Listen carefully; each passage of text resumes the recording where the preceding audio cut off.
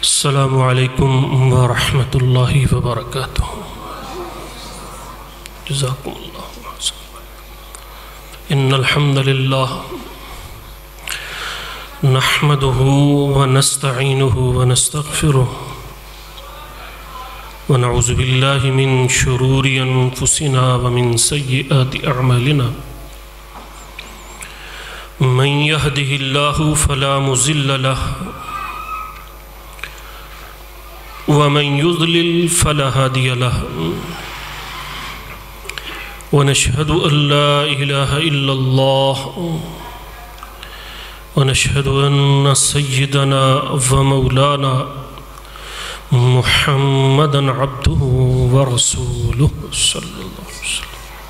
اللهم صل على محمد وعلى آل محمد كما صليت على إبراهيم وعلى آل إبراهيم إنك حميد مجيد. اللهم بارك على محمد وعلى آل محمد كما باركت على إبراهيم وعلى آل إبراهيم إنك حميد مجيد. رب اشرح لي صدري ويسر لي أمري واحلل عقدة من لساني يفقهوا قولي. أما بعد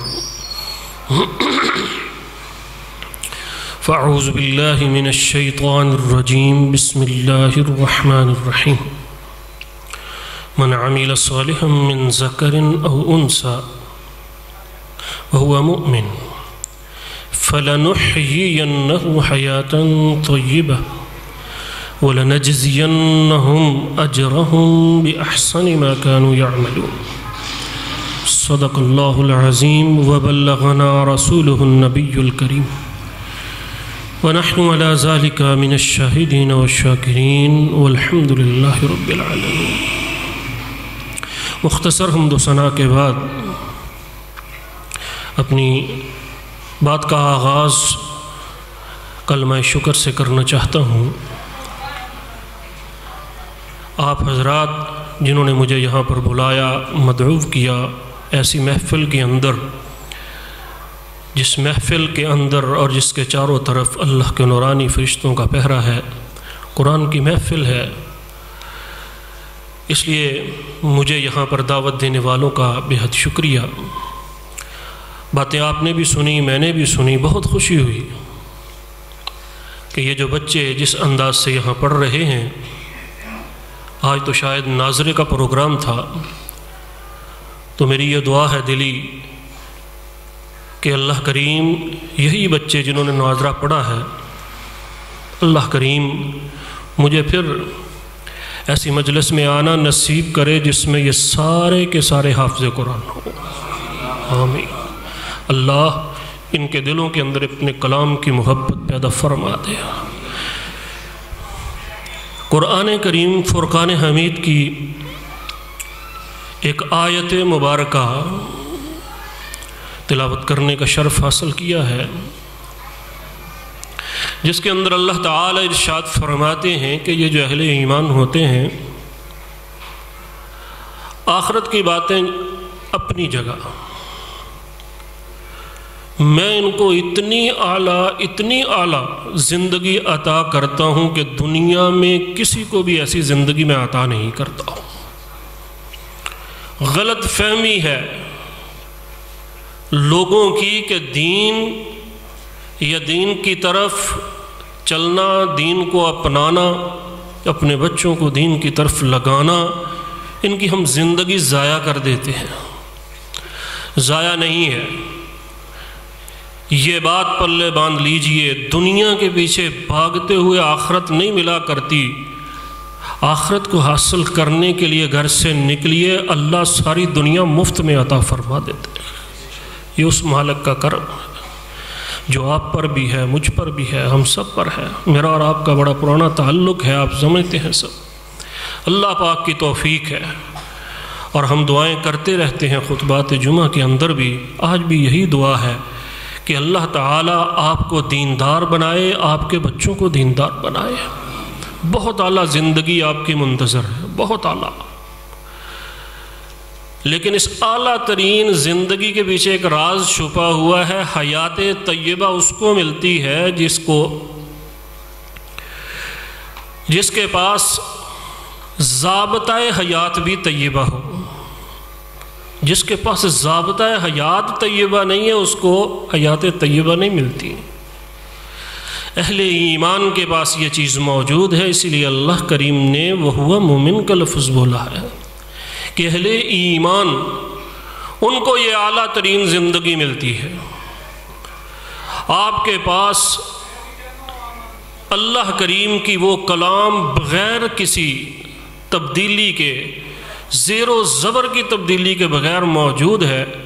اور شاید میں کہا کرتا ہوں آج اگر یہ قرآن نہ ہوتا تو ہماری سچائی کی کوئی دلیل ہمارے پاس موجود نہ ہوتی. یہ ایک ایسی دلیل ہے اللہ نے دلوں پر اتاری ہے اور ایسا محفوظ کر دیا ہے کہ کسی اور دین کا ضابطہ حیات اس طرح محفوظ ہے ہی نہیں ہے. اللہ نے ایسے محفوظ کر دیا. اور یہ بات یاد رکھیں کہ اللہ کریم نے پیارے حبیب کی سیرت طیبہ کو بھی اسی لیے محفوظ کر دیا کیونکہ ان کی سیرت بھی چلتا پھرتا قرآن ہی نظر آتی تھی. اللہ نے اس کو بھی محفوظ کر دیا، الفاظ بھی محفوظ اور اس کا کردار بھی اللہ نے محفوظ فرما دیا. تو آج میں اس محفل کے اندر یہی بات عرض کرنا چاہتا ہوں تاکہ آپ کا شوق اور زیادہ بڑھ جائے کہ ہمیں وہ حیات طیبہ کون سی مل رہی ہے اور ملنے والی ہے. میرے بھائیو، سب سے پہلے یہ بات یاد رکھیں، ہدایت کی توفیق بہت بڑا معاملہ ہے. جس بندے کا قبلہ ہی درست نہیں ہے ساری زندگی ضائع کر بیٹھتا ہے. قرآن والوں کو اللہ تعالیٰ ایسی ہدایت نصیب فرماتا ہے، ایسی توفیق سے نوازتا ہے کہ یاد رکھنا کہ قرآن پڑھنے والوں کہ اللہ پاک نے تمہاری زندگی میں اتنی برکت کرنی ہے، ادھر آخری سانس لیا ادھر جنت کے دروازے کھل جائیں گے. یہ پکی بات ہے. اور وہاں آپ کہیں گے الحمدللہ الذی ہدانا لہذا وما کننا لنہتدی لولا ان ہدانا اللہ. تو میرے بھائیو، سب سے پہلے اللہ کا شکر کرو کہ اللہ پاک نے اس قرآن کی بدولت آپ کو ہدایت نصیب فرمائی ہے. ہدایت.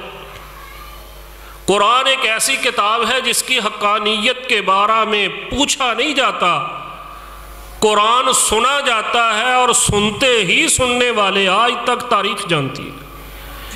قرآن کی حقانیت پر کوئی ثبوت نہ دیں، بس اس کو کہو قرآن سنو. جس نے آج تک قرآن سنا ہے اللہ کی رحمت کے اندر اگر غیر مسلم ہے تو مسلمان ہو کر گھر آیا ہے.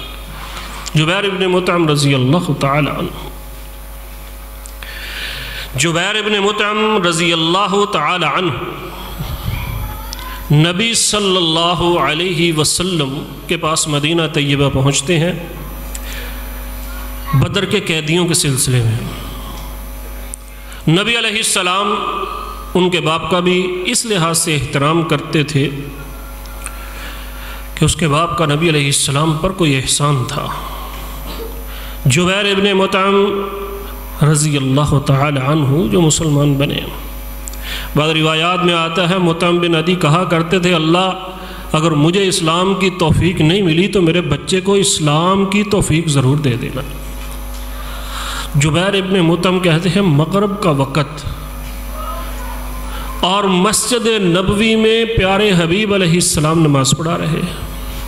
سورہ طور کی آیات، سورہ طور، اور اس میں ایک آیت آتی ہے ام خلقوا من غیر شیء ام هم الخالقون.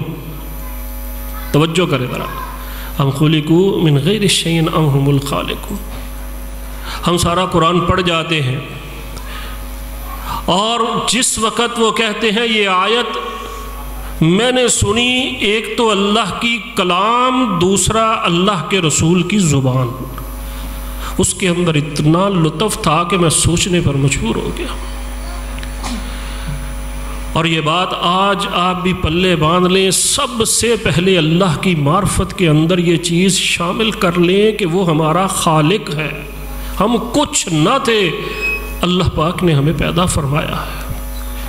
اللہ نے ہمیں پیدا کیا ہے، اور جو بندہ اپنی دعا کے اندر یہ کہتا ہے اللہ تو میرا خالق ہے، اپنی دعا کے اندر اللہ تو میرا خالق ہے، ہم تیری مخلوق ہیں اور ہم صرف اور صرف تیرے محتاج ہیں، تو غنی ہے، یہ دو جملے دعاؤں میں ضرور یاد رکھا کریں۔ اللہ کریم ہر اس دعا کو قبول کرتے ہیں جس میں یہ اعتراف ہوتا ہے اللہ صرف اور صرف تو ہی ہے، تو نے ہمیں پیدا کیا ہے، انت الغنی ونحن الفقراء۔ پھر آپ ہاتھ اٹھا کر دیکھیے، نبی صلی اللہ علیہ وسلم استسقاء کے لیے گئے تھے، اللہ سے بارش مانگنے کے لیے۔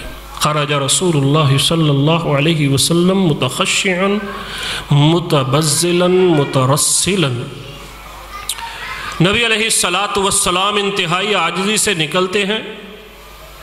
راوی بیان کرتا ہے بس یہی جملہ اللہ کے رسول نے کہا تھا، اللہم انت الغنی ونحن الفقراء، اور اللہ نے بارش عطا فرما دی تھی۔ یہ اللہ پاک بہت مہربان ہوتے ہیں، اور جس وقت آپ اللہ کو اس کے خالق ہونے کا حوالہ دیں گے اللہ بہت خوش ہوتے ہیں۔ سلیمان علیہ السلام وہ بھی بارش طلب کرنے کے لیے نکلے تھے، ہم نے سن رکھا ہے ایک چیونٹی اللہ سے دعا کر رہی تھی، کیا ان خلقم من خلقک، حوالہ کون سا ہے کہ اللہ ہم بھی تو تیری مخلوق ہیں، لیس بنا غنن ان سقیاکا، اے اللہ کریم ہم بھی محتاج ہیں، ہمیں بھی بارش کی ضرورت ہے۔ اور یہ جملہ ہی کہا تھا تو حضرت سلیمان علیہ السلام نے کیا کہا تھا، واپس چلے جاؤ، لقد سقیتم بدعاء غیرکم، تمہارے لشکر کی ضرورت نہیں ہے، اللہ نے ایک چونٹی کی دعا کو قبول کر لیا۔ تو میرے بھائیو، اللہ کو خالق مانیے، الا لہ الخلق والامر، آرڈر اسی کا چلتا ہے، جب ہم کچھ نہ تھے اللہ نے ہمیں بنایا ہے، اور اللہ ہی غنی ہے، ہم فقراء ہیں، الافتقار الی اللہ ہے، تو پھر اللہ تعالیٰ دعائیں قبول فرماتے ہیں۔ تو میرے بھائیوں میں عرض کر رہا ہوں، یہ جو قرآن کریم ہے سب سے پہلے ہدایت کی توفیق یہ اللہ پاک عطا فرماتا ہے اس بندے کو جس کا قرآن سے لگاؤ ہوتا۔ صحیح راستہ آج تک کسی کو نہیں مل سکا، نہ کسی دین والے کو، نہ زمینی دین والے کو، نہ آسمانی دین والے کو۔ آسمانی دین بھی متغیر ہو گئے، متبدل ہو گئے، نہیں مل سکا۔ اللہ کا شکر کیجئے کہ اللہ نے آپ کو قرآن دیا ہوا ہے اور آپ کو راستہ صحیح ملا ہوا ہے۔ تو میں یہاں ایک ذکر کر دوں اس معاملے کا،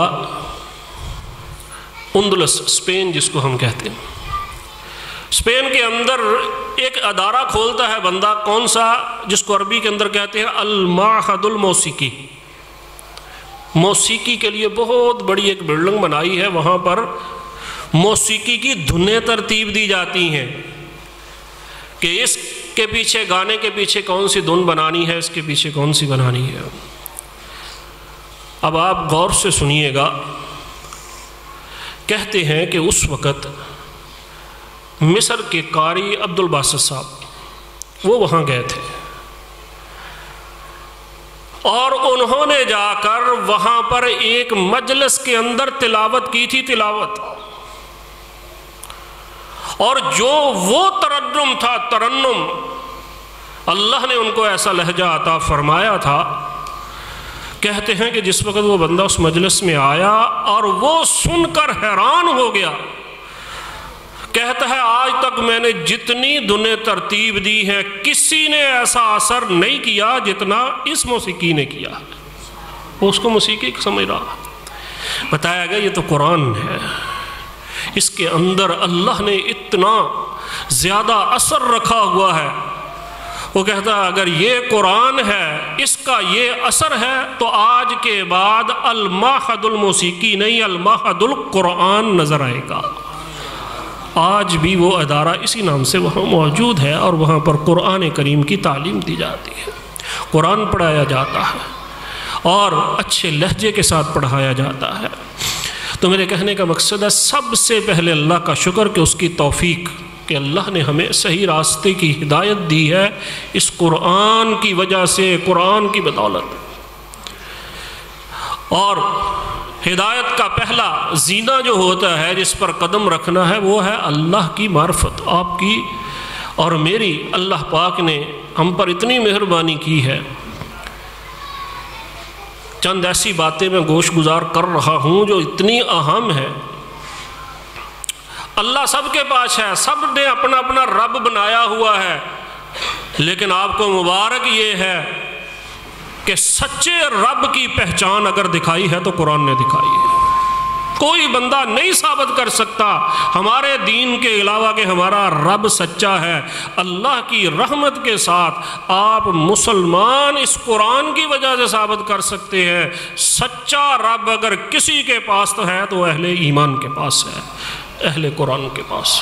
یہ قرآن نے ہمیں سکھایا، ہمیں قرآن نے بتایا ہے۔ ساری دنیا جو مرضی ارادہ کر لے، سب کے رب اکٹھے ہو جائیں، جو مرضی ارادہ کر لے، جب تک اللہ کا ارادہ نہ ہو، سچے رب کی مشیت نہ ہو، وہ کام نہیں ہو سکتا ہے۔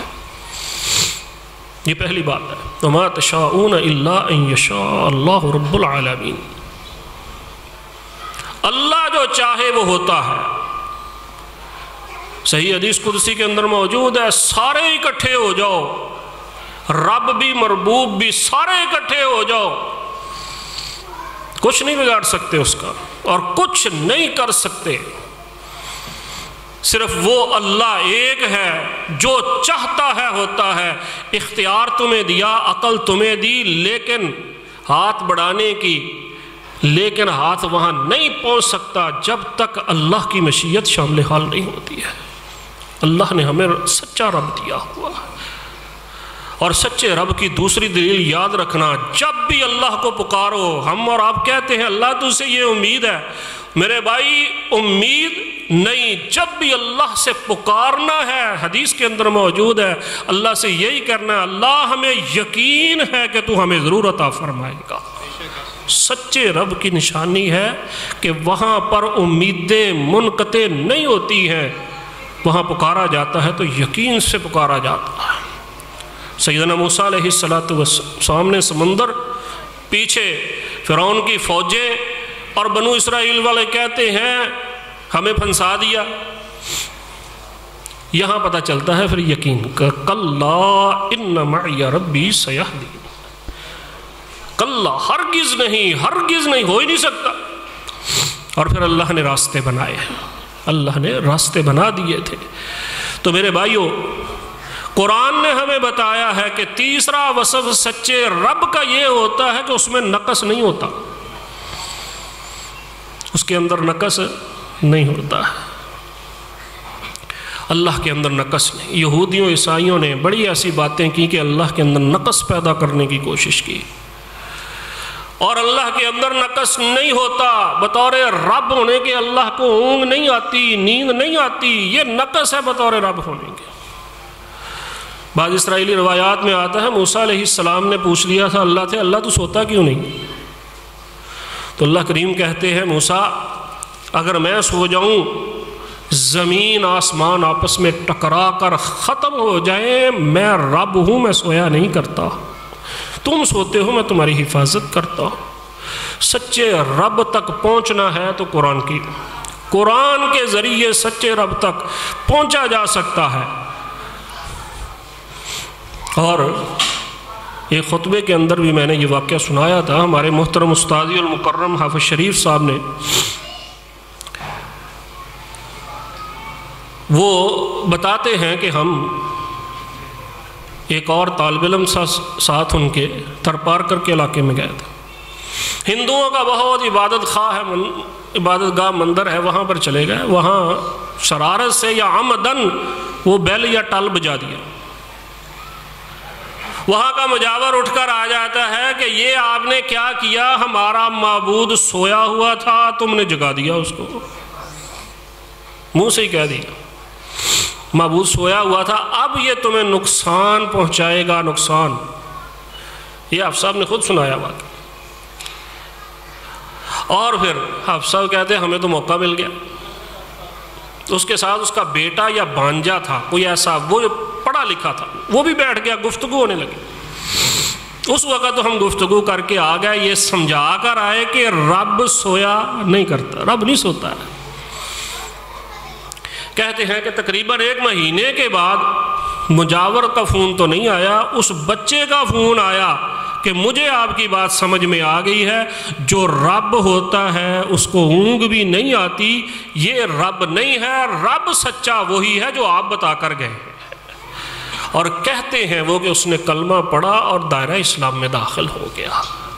تو میرے بھائیو، سچے رب کی نشانی، جس کو اللہ توفیق دے دے ہدایت کی، قرآن کے ذریعے، قرآن کریم کے ذریعے اللہ پاک اس کو ہدایت دیتے ہیں۔ تو میرے بھائیوں، میں مختصر عرض کیے دیتا ہوں، ٹائم آپ کا کافی پہلے ہی ہو چکا ہے۔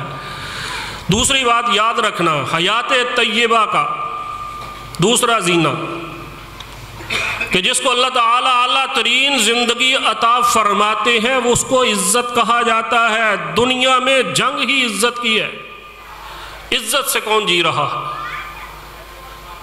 حقیقت بات ہے، حقیقت بات ہے۔ دنیا کے اندر جو عزت اللہ نے اہل القرآن کو دی ہے، آخرت کی بات نہیں ابھی کر رہا، میں صرف دنیا کی باتیں کر رہا ہوں۔ دنیا کے اندر سب سے زیادہ اگر کسی کو آج تک عزت ملی ہے تو وہ قرآن کی وجہ سے ملی ہے۔ آخرت کی بات ابھی بعد میں، تجربہ کر کے دیکھ لیجیے۔ اگر یہاں ہم جو بیٹھے ہوئے ہیں، یہ میرے بھائی اور بچے بیٹھے ہوئے ہیں، قرآن والے ہیں، اگر ہم قرآن والے نہ ہوتے، میں یقین سے کہہ سکتا ہوں شاید یہ ہمیں یہ عزت نہ ملتی۔ اللہ پاک اس قرآن کی وجہ سے بڑی عزتیں دیتے ہیں، بڑا مقام دیتے ہیں، بڑے مرتبے ملتے ہیں۔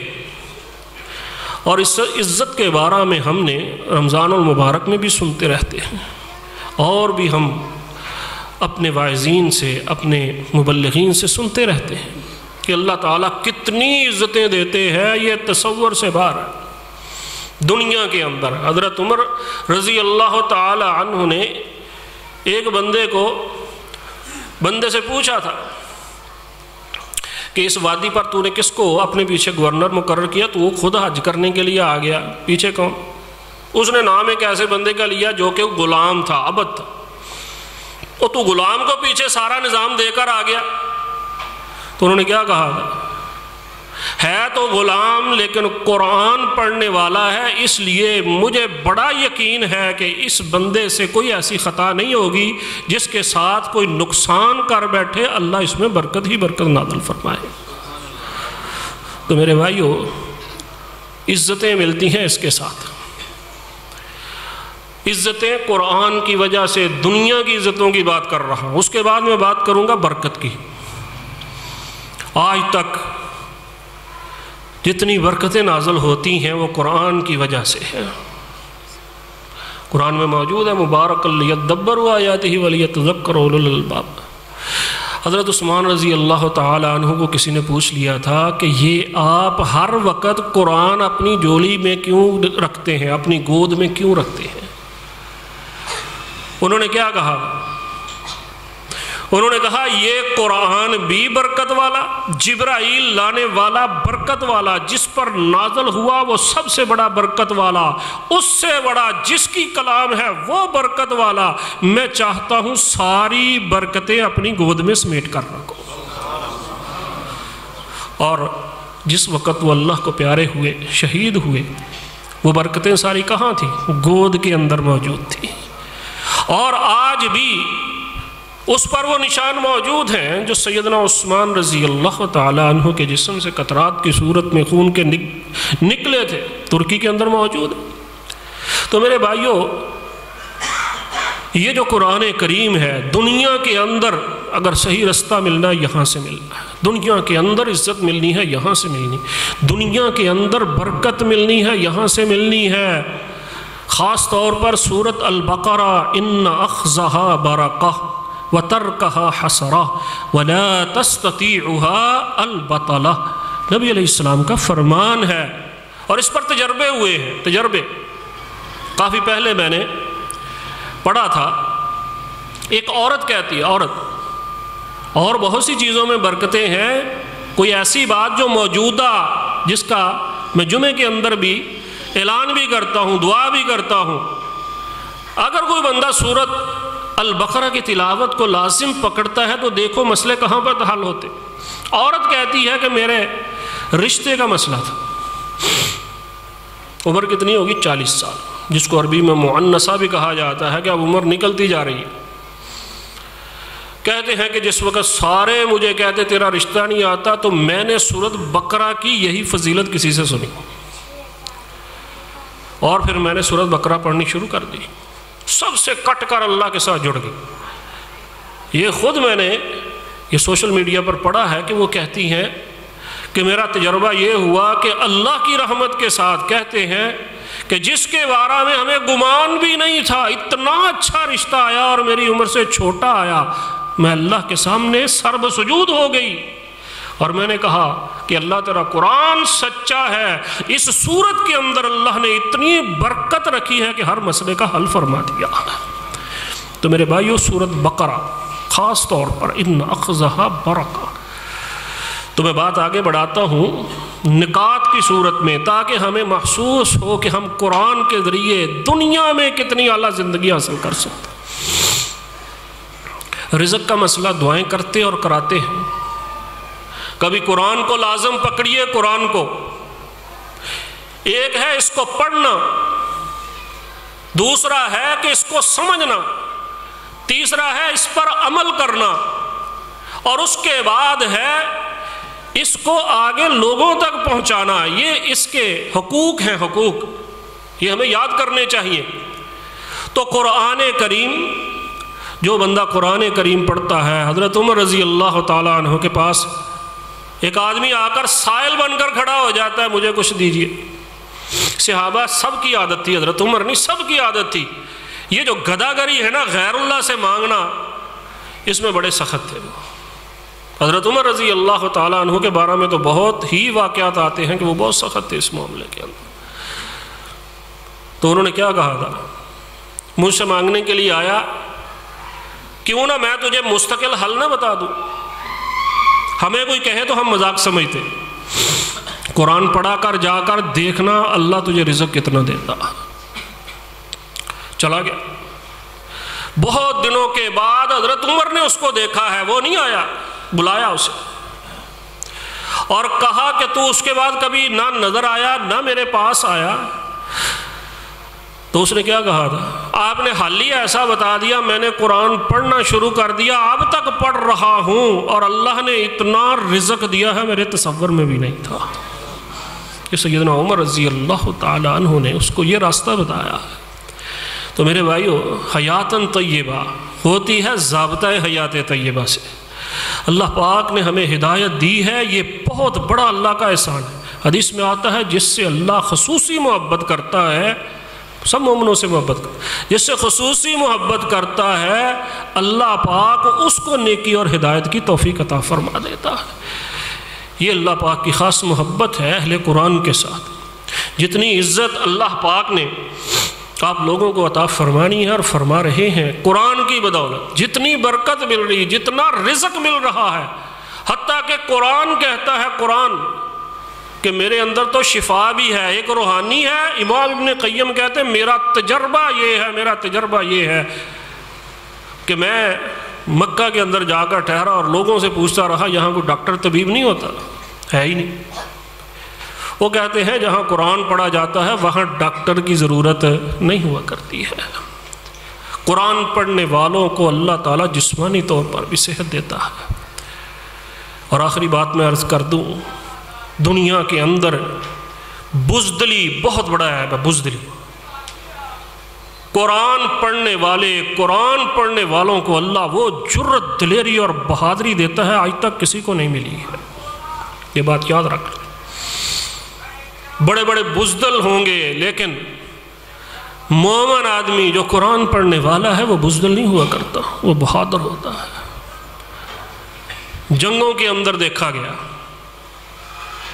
جنگ موتا تھی غالباً،